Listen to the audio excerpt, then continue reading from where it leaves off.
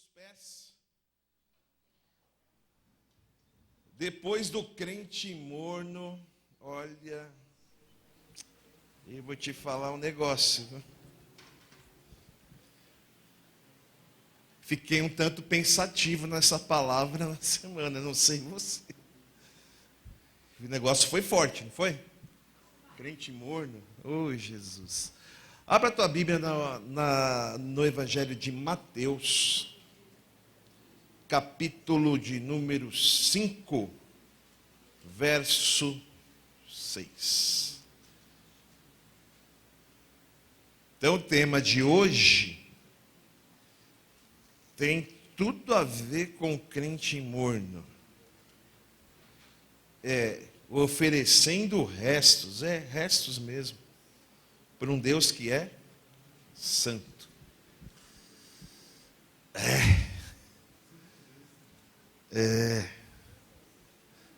Achou aí? Mateus 5, 13, tá? Estava um versículo na frente aqui.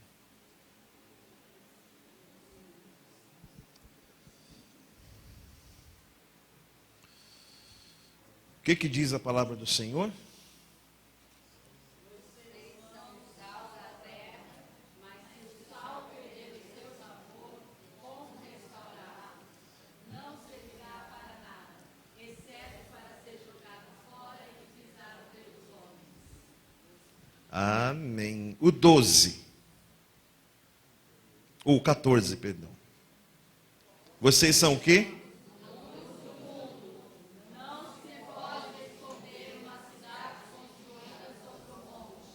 Amém. Bota sua Bíblia aí sobre a cadeira, vamos orar. Pai querido, nós te agradecemos, Pai, por este tempo, por tudo aquilo que já tens providenciado, pelo louvor, pela cura, pela libertação, e clamamos pela presença do Teu Santo Espírito sobre nós nessa manhã, Senhor. Fala conosco, alimenta o nosso coração, fala aquilo que precisamos ouvir nesta manhã, Senhor. Que a Tua palavra seja curadora, acolhedora, seja transformadora para nós nesta manhã. É o que eu te peço em nome de Jesus. Amém. Amém? Glória a Deus. Pode se assentar. Em nome de Jesus. Nós com certeza já ouvimos falar muitas vezes, já meditamos muitas vezes sobre esse texto de Mateus, não é? Sobre ser sal da terra e luz do mundo. E Jesus, quando ele fala de sal, ele está falando para quem? Para quem Jesus está falando? Para os seus discípulos. Ele faz um alerta importante, faz uma recomendação aos seus discípulos, aqueles que caminhavam com Jesus, não é? Quem aqui é discípulo de Jesus? Quem caminha com Jesus aqui? Glória a Deus. Então essa palavra também fala conosco. Ela é uma palavra de Jesus para nós, para os seus discípulos. E da onde vieram os discípulos? Porque às vezes a gente lê a Bíblia e parece que os apóstolos, os discípulos, eles caíram assim da espiritosfera e apareceram andando com Jesus. Parece, eu não vou falar isso, porque se eu falar o seriado, eu vou entregar a idade de muita gente aqui, não a minha, que sou um cara novinho, certo? Mas tinha um seriado chamado Túnel do Tempo. É velho, gente, é velho. E aí os caras só apareciam, estavam no lugar, daqui a pouco aparecia no meio da confusão ali da história, né? E sem saber o que estava acontecendo. Então, me parece que às vezes a gente pensa que os discípulos de Jesus caíram assim desse seriado do Túnel do Tempo. Onde é que ele estava? Não sei. O que aconteceu? Apareceu andando com Jesus. Não. Onde é que Jesus andava? Onde é que ele frequentava? Onde é que ele arrumou esses cabras? Vamos ver agora aqui. Ó. Volta no capítulo 4. No 4, verso 18. Mateus 4, 18. Diz assim, ó. Andando à beira do mar da Galileia, Jesus viu dois irmãos, Simão, chamado Pedro, e seu irmão André. Eles estavam lançando redes ao mar, pois eram pescadores. Disse Jesus, sigam-me, e eu os farei pescadores de... No mesmo instante, eles deixaram as suas redes e os seguiram. 21. Indo adiante, viu outros dois irmãos, Tiago, filho de Zebedeu, e João, seu irmão. Eles estavam num barco com seu pai, Zebedeu, preparando as redes para o quê? Preparando as suas redes. Jesus os chamou e eles, deixando imediatamente seu pai e o barco, o seguiram. Gente normal, trabalhando no meio dessa comunidade, no meio dos seus afazeres. Não caíram da espiritosfera. Gente real. Amém? E olha só por onde Jesus andava. Vai vendo só a quebrada, mano. Olha lá. 23. Jesus foi por toda a Galileia, ensinando nas sinagogas deles. Pregando o quê? As boas? Do quê? Do reino. Repete comigo. Pregando as boas novas do reino. E o que mais? Curando todas as enfermidades e doenças entre o... Notícias sobre ele se espalharam por toda a Síria. E o povo lhe trouxe todos os que sofriam de vários males e tormentos, endemoniados, loucos, paralíticos, e ele os... São grandes multidões o seguiam, vindas da Galileia, Decápolis, Jerusalém, Judeia e de toda a região do outro lado do Jordão. Você viu onde é que Jesus andava? E você viu da onde veio os discípulos de Jesus. Jesus, ele veio modificar um sistema de viver. Ele veio trazer a notícia do Evangelho. O que significa Evangelho? Boas novas, boas notícias, esperança. Mas a palavra Evangelho, na época que Jesus caminhava nesses lugares todos, nessas quebradas na periferia, trocando ideia com os manos de Decápolis, com gente que sofria, com gente que não era ouvido, com gente que não tinha valor. Nessa época, evangelho era uma palavra emprestada do vocabulário romano. Então, Roma era o poder dominador naquela época. Inclusive, dominava essa região. O povo vivia sobre o domínio romano. Então, quando Roma chegava numa cidade, o arauto de César, do imperador, ele ia na frente e ele anunciava o evangelho do imperador. As boas novas do imperador. E diz assim: a luz de Roma chegou. Roma chegou. Boa notícia. Chegou Roma. E Roma chegava. Roma chegava com cavalaria, com espada, botava fogo em tudo, tocava o terror. Então o evangelho de Roma estava mais para trevas do que para a luz. Chegou a luz de Roma, chegou as trevas de Roma.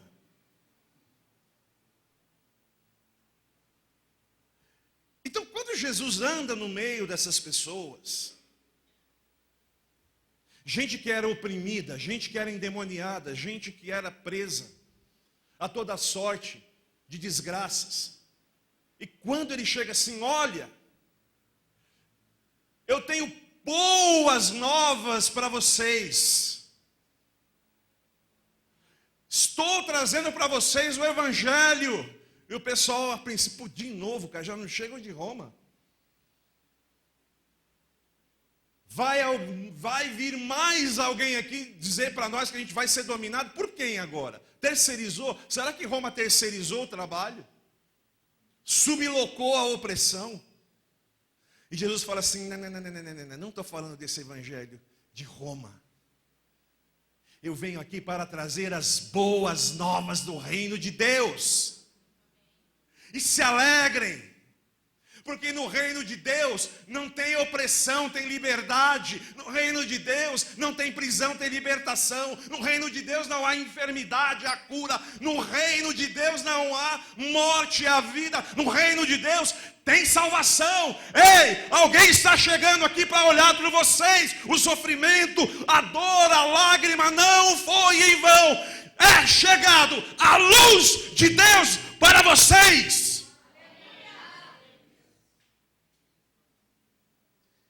Uma coisa impressionante.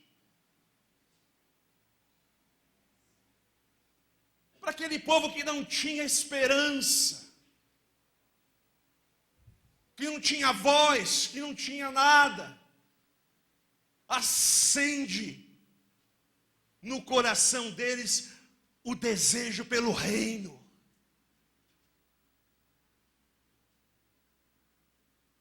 Desperta dentro deles a esperança. E quando a esperança ela é despertada no coração do homem, não existe espírito opressor que possa paralisar um servo que tenha esperança no seu coração. E aí Jesus continua. Ele anda no meio dessas pessoas e ele anuncia o evangelho, as boas novas, e as pessoas são curadas, e elas são impactadas, e elas são libertadas daquele jugo. E aí ele começa a falar das bem-aventuranças. Capítulo 5, verso 1.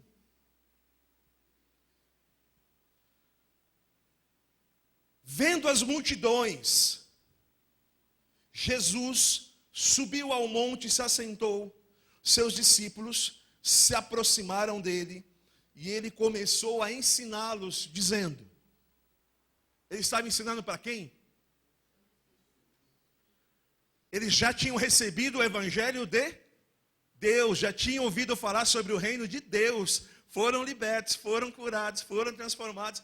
Peraí, tenho algo mais para falar para vocês. E aí ele começa uma das mais belas passagens de todo o evangelho, que essa a gente tinha que ler todo dia de manhã, devocional, bem-aventuranças.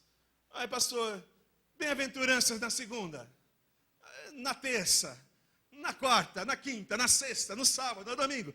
Não precisava de mais nenhum. Se você ler as bem-aventuranças, não precisa de coaching.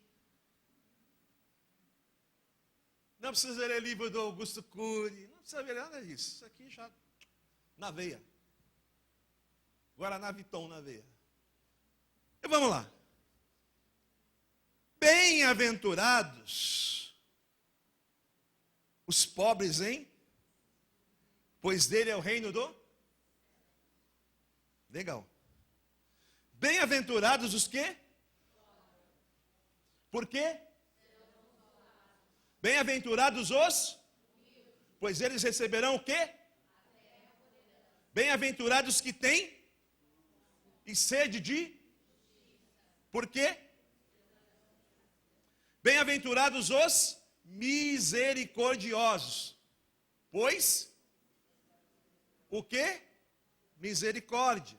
Bem-aventurados puros de coração, pois verão a Deus. Bem-aventurados os pacificadores, pois serão chamados filhos de Deus. Olha o último, que legal. Bem-aventurados os... Por causa de quê? Gente, pode ler. Enche o pulmão.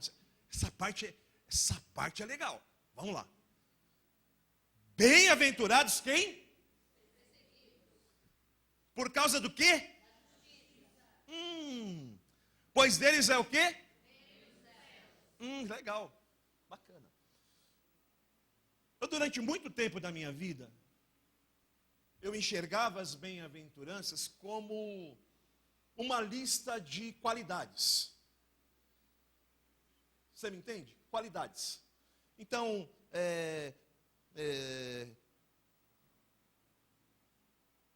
aquele cara que sabe chorar, aquele cara que é pobre de espírito.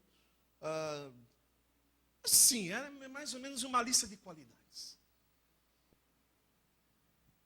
Mas se nós olharmos a palavra, não é bem isso que Jesus está dizendo. Você não é bem-aventurado porque você chora. Você é bem-aventurado porque você vai ser consolado. Para quem que Jesus estava falando, gente? Uma legião de discípulo pobre que chorava, que estava lascado, como diz lá na cidade de meu pai, painho. Eu fiz, o povo está tudo lascado.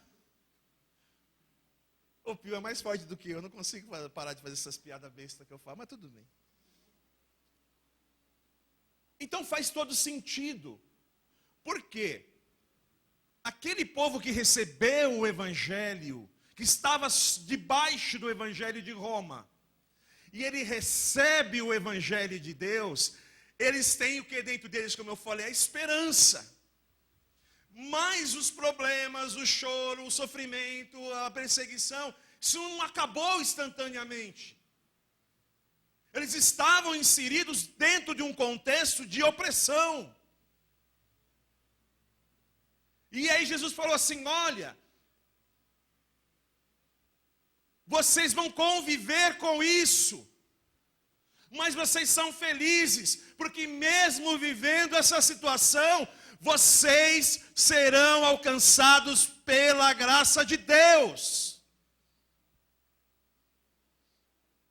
Não existe um privilégio específico para vocês, o privilégio é a minha presença. O privilégio é a alegria de saber que o reino de Deus chegou. E que esse sistema de Roma não tem poder contra aquele que tem o reino de Deus dentro de si, aquele que é cheio da esperança e da graça do Espírito.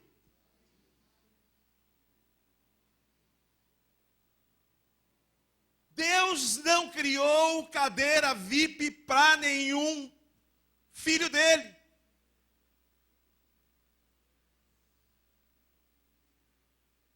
Não abriu e não deu nenhum cartão black para nenhum filho dele.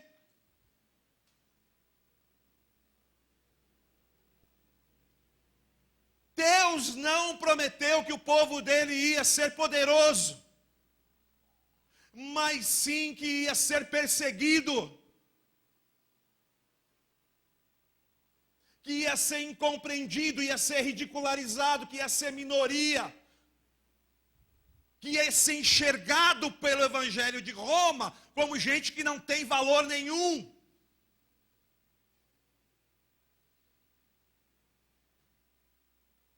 Então a grande bênção, a grande novidade das bem-aventuranças é que você é feliz, você é bem-aventurado, você é amado, você é querido, você é desejado por Deus, a despeito do que você esteja vivendo. Se você vive uma situação difícil hoje, ei, existe o amanhã, ei, Deus não está lhe punindo, ei, Deus não tem preferências, mas é um momento que você está passando, e nesse momento, Deus estará lhe consolando, lhe guardando, lhe alimentando, te colocando de pé e colocando todos os dias na tua frente a graça, o amor e a misericórdia dele, para que você diga assim: Senhor, eu não consigo, mas olhando em ti, eu encho o meu coração e eu vou levantar e eu vou vencer.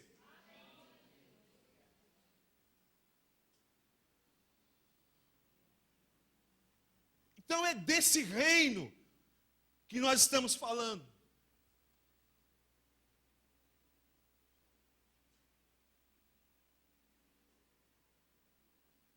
Eu me lembro que a primeira pessoa que se converteu na minha família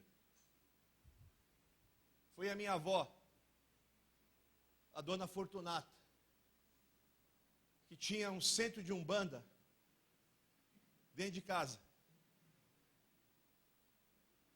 Você pensa o quê? Cresci no batuquinho ali, ó.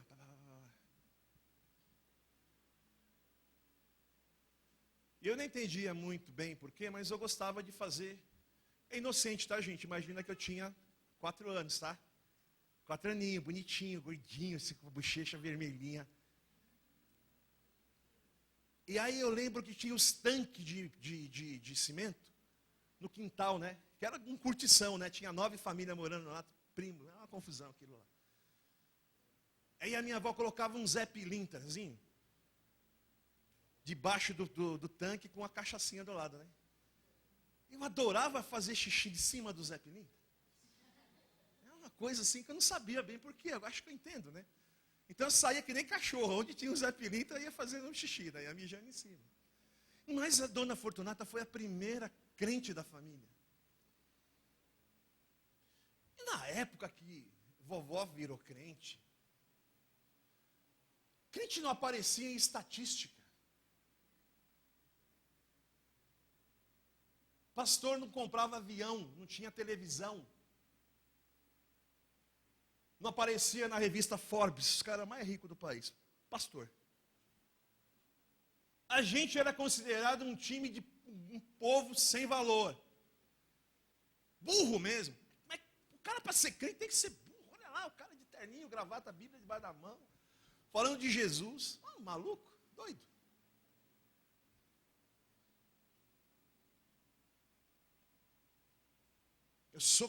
Conheço o evangelho dessa época. E o que acontece nos dias de hoje?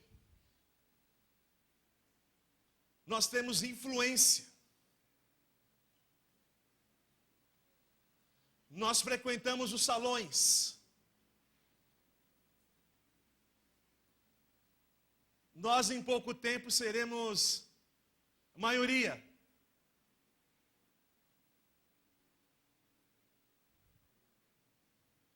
Hoje o evangélico político adora evangélico, partido político,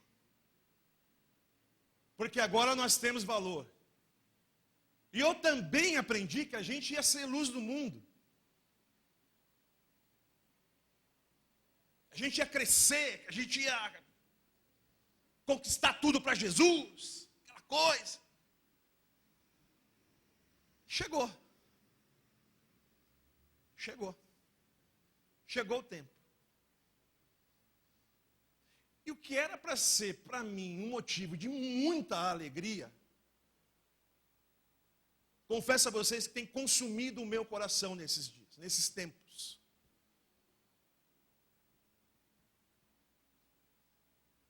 Porque estamos nos desviando do nosso chamado como igreja. O dia que o imperador se converter a Cristo, a coisa vai, lá em Roma, a coisa vai melhorar. O dia que não sei quem se converter, gente, isso aconteceu. Constantino se converteu e o cristão que era minoria, que era perseguido, ele passa a ser religião oficial. E de perseguido ele passa a ser perseguidor. Daquele que calçava sandálias da paz, ele começa a fazer guerra, fazer cruzada. Enlouqueceu. A igreja enlouqueceu.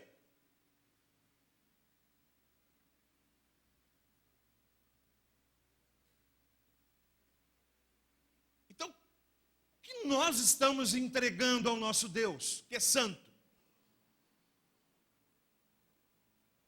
Uma igreja que está mais fascinada com Roma do que com o reino de Deus.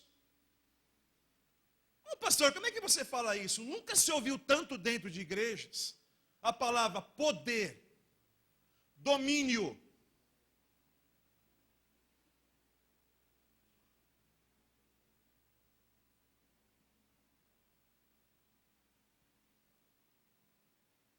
Vamos quebrar todos os centros de macumba, quebrar tudo aquele santo, botar todo mundo para fora,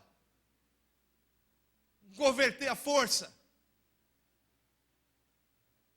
Jesus olha para o negócio e diz: vocês estão loucos, vocês enlouqueceram, ficaram doidos.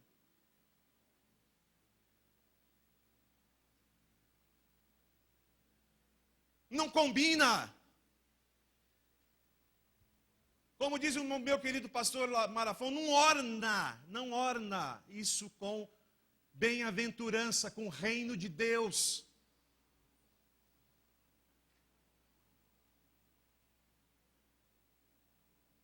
Então é poder demais, é influência demais, é ditar regras demais para as pessoas. Cristianismo não é uma religião de imposição, é uma religião de adesão. É você apresentar, como nós falamos na escola bíblica, o seu amigo Jesus.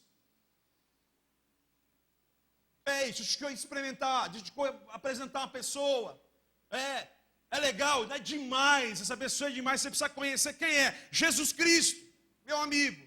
Onde ele está? Dentro de mim. Isso não tem nada a ver com poder. Não existe plano de poder para a igreja dentro do reino de Deus. Isso está no reino de Roma.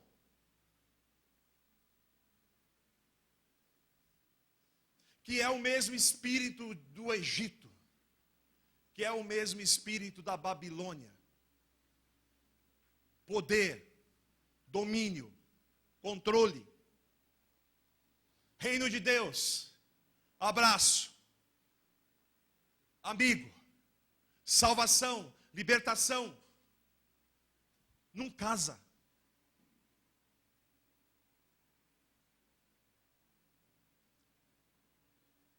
Nós precisamos ficar atentos.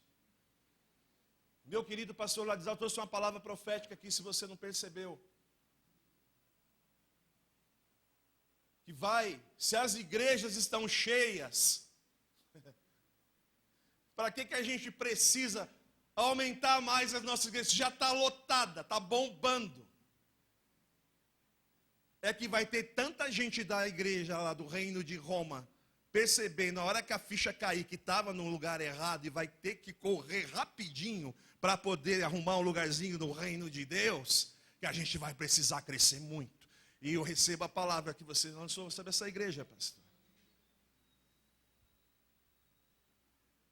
Então eu pergunto, em que reino nós estamos?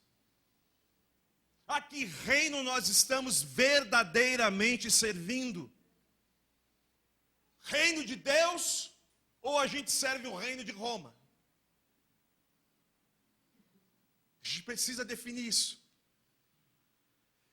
Porque quando eu sirvo a Deus, tendo o meu modelo o reino de Roma, aí eu começo a entrar naquele script do crente morno, e aí eu começo a entregar restos para um Deus que é absolutamente santo.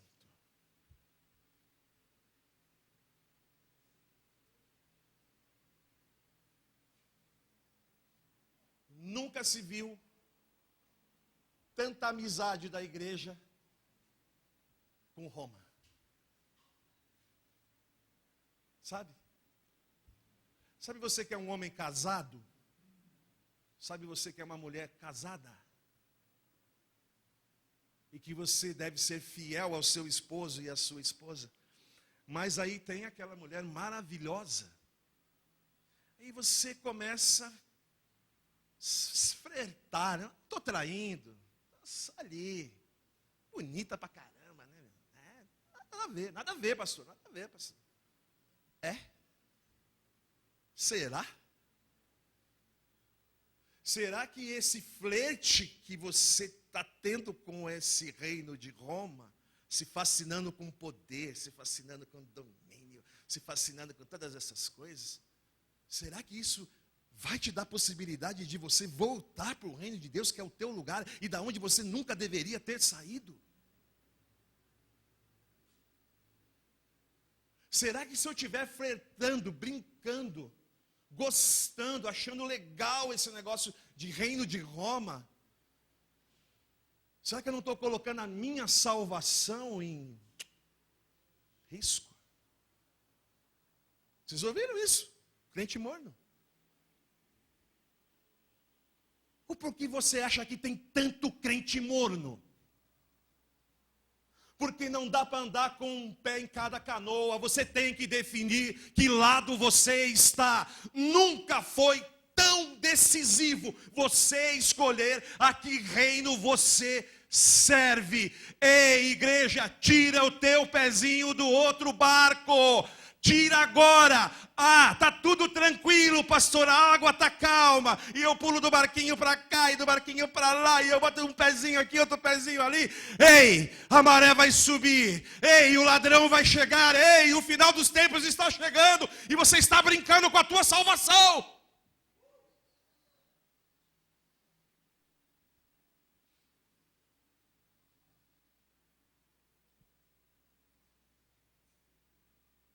Roma não é amiga da igreja. Nunca foi. Não é hoje e jamais será. Para. Agora, enquanto é tempo. Porque os dias são maus.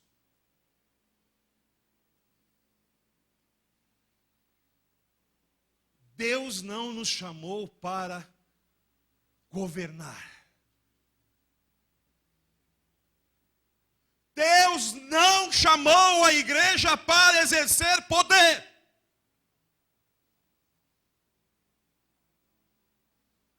Isso é o espírito do anticristo dominando as nossas igrejas.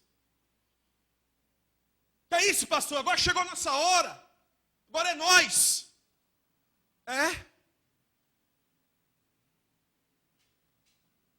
Já parou para pensar, fazer o comparativo do que se prega hoje como o reino e o que se pratica em nome do reino? Já parou para pensar o tipo de Jesus que está se pregando nos dias de hoje e o Jesus verdadeiro daqui das Escrituras, da palavra? Pare e compare.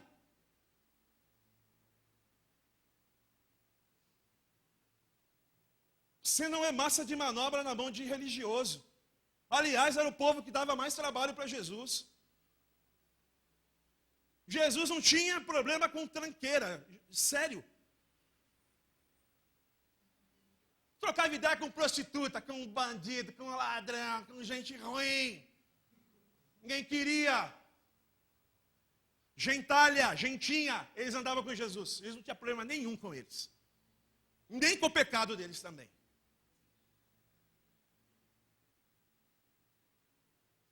Ele amava, ele acolhia.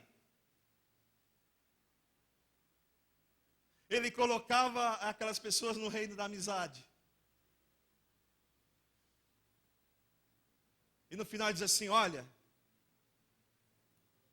se arrependa dos seus pecados, não peque mais, não faça isso com você, o reino de Deus chegou, o reino da amizade chegou, sou seu amigo, olha, eu não vou nem te chamar mais de servo, eu vou te chamar de amigo, você quer ser meu amigo?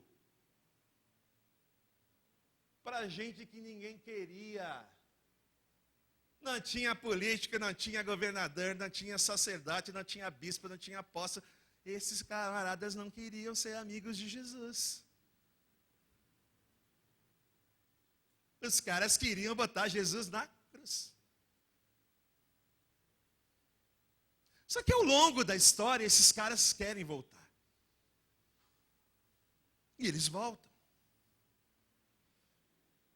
Pastor, por que eles voltam? Porque a igreja está desatenta. A igreja está cada vez menos lendo palavra.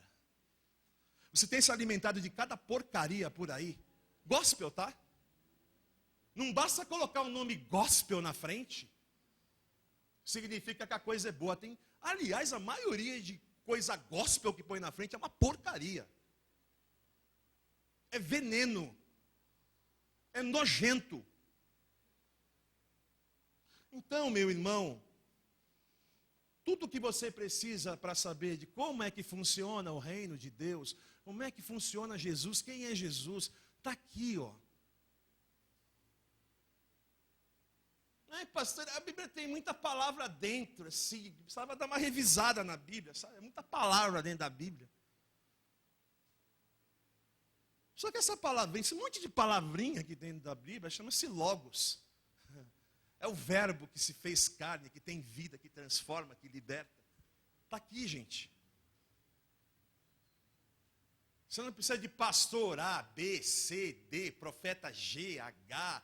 Não precisa desses camaradas, sai fora disso. E o dia que o vosso camarada aqui começar também a sair fora da linha, pode botar o dedo na minha cara, pastor, você tá viajando na maionese, na batatinha. Ô, pastor, menos aí, ó. Ei, desce. Pastor, que texto que está escrito que a gente não pode ter poder. Eu te mostro, vai lá em Marcos. Marcos 10. Xará do meu pastor Marcos, querido pastor Marcos. Perdão, é Marcos 10, isso. Pastora, bota para mim aí, que chega nesse horário aqui, eu já fico doidão aqui, ó. Doidinho. Marcos, capítulo 10. Quem disse que eu vou enxergar o versículo lá? Não é nem a pau, Jumé, não. Você está de brincadeira. O cara que fez PowerPoint está de brincadeira, que fui eu. Ai, Jesus amado. Ai. Então vamos lá. Quem pode ler comigo aí? Jesus nos chamou e disse: vocês sabem que aqueles que são considerados governantes das nações as dominam e as pessoas importantes exercem poder sobre elas. Não será assim entre vocês. Pelo contrário, quem quiser tornar-se importante entre vocês deverá ser servo. Deverá ser o quê? E o 44? E quem quiser ser o primeiro deverá ser escravo de todos. Pois nem mesmo o Filho do Homem veio para ser o quê? Mas para o quê? E dar a sua vida em resgate de? Qualquer manipulação da palavra, dizendo que a igreja tem que ocupar poder, que tem que ocupar domínio, que a gente tem que fazer gracinha com o reino de Roma. Está aqui, ó. Cai por terra. E depois você lê na sua casa o contexto desse texto. Jesus vai para Jerusalém e fala: vou morrer. Porque os caras estavam naquela vibe do poder, Jesus é demais, e o reino, e eu vou ter um cargo no reino, eu vou ser ministro lá do reino, é nós estamos legal, esse cara é muito bom. Trocando cartão, e-mail, WhatsApp com todo mundo lá de Jerusalém, com os Caifás da vida, com os reis lá, é nós, vamos tomar conta desse pedaço. Nós vamos chegar dominando o palácio de Herodes, mano. Vai chegar lá, aquele quarto é meu, João. Até que isso aqui é meu. Aí vai a mãe de João e Tiago: Senhor, arrumar uma boquinha quando o seu reino chegar com meus meninos. Os meninos bons, fizeram escola boa lá com o rabino lá, tal, e já fala até a grego e aramaico, fala 2 idiomas. Tem MBA, menino bom. Você vai ver, põe ele lá que ele vai. Você vai saber esses 2 meninos. Os 2 compraram a ideia. Aí Jesus fala: vou para ser entregue aos homens. Os religiosos vão me entregar na mão dos ímpios. Eu vou morrer. Mais claro que o dia. E aí vem os 2 de novo.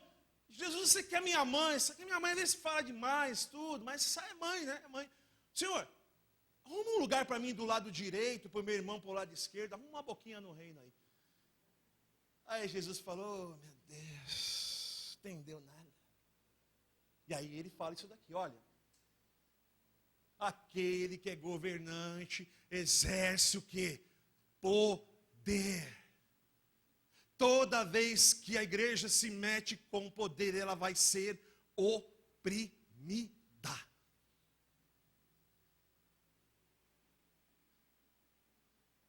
E além de oprimida, ela se torna opressora.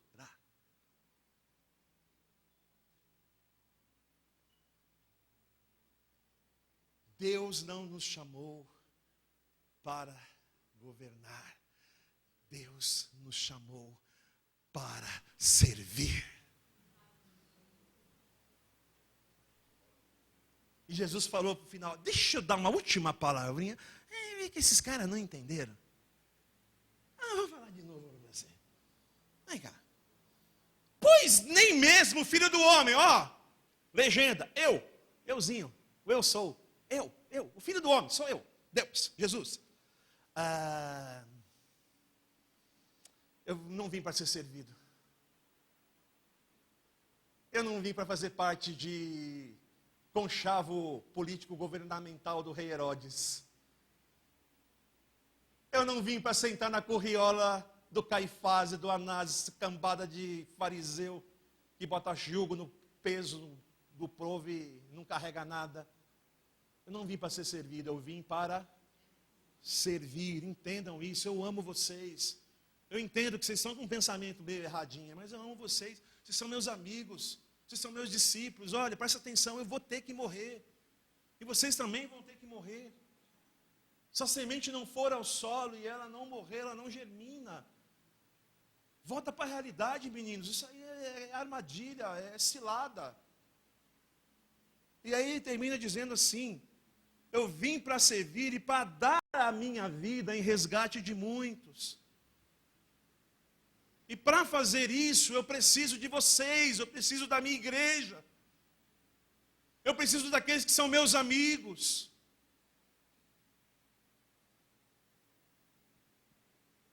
Porque a mão de Deus, ela está em todos os lugares.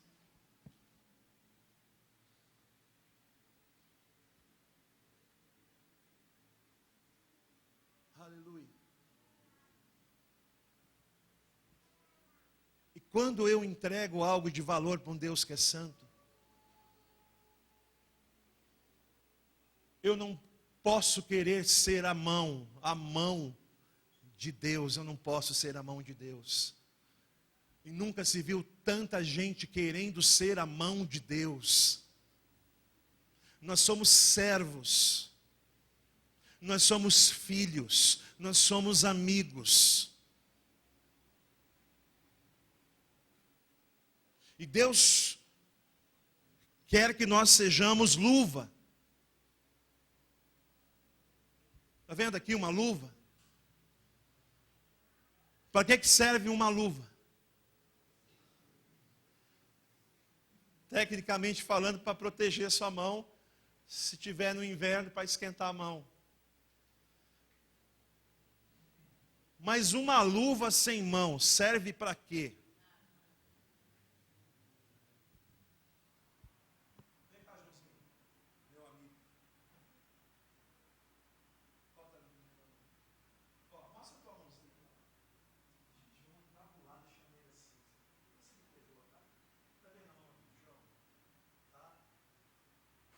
Eu não tenho nenhuma dúvida que essas mãos do João são mãos que vão abraçar, vão ensinar, vão alegar muita gente, porque tem um coraçãozinho deles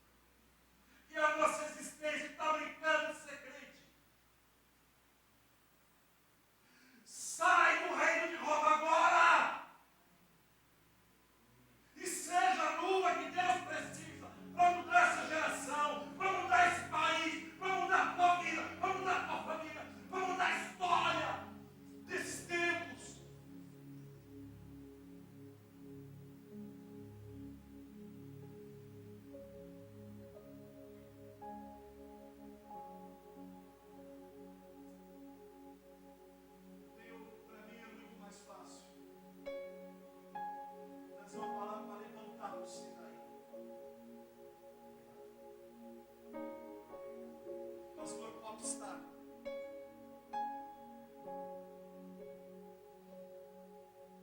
Mas eu tenho temor de Deus. E nós estamos no momento que quem não decidir que lado está, o Senhor vai cobrar. E eu digo com todas as letras, não se deixe cair no canto da sereia. Nós vivemos o pior momento da igreja evangélica no mundo. E vivemos o pior momento da igreja evangélica nesse país. Existem coisas que são indefensáveis para o servo de Deus. E nós estamos trocando, barganhando, brincando com a nossa salvação. E a minha oração é que essa palavra ela tenha entrado no teu coração de questionar. Eu não quero que você saia alegrinho hoje daqui. Eu quero que o Espírito lhe incomode muito. E dependendo de onde o seu pezinho está no reino